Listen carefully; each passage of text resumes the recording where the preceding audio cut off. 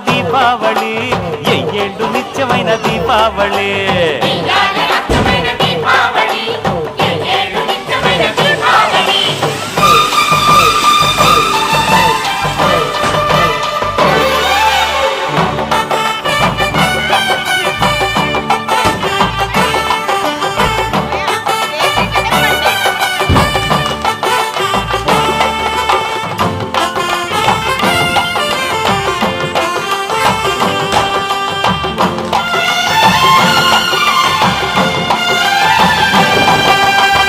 మాయా మర్మం లేనివాడు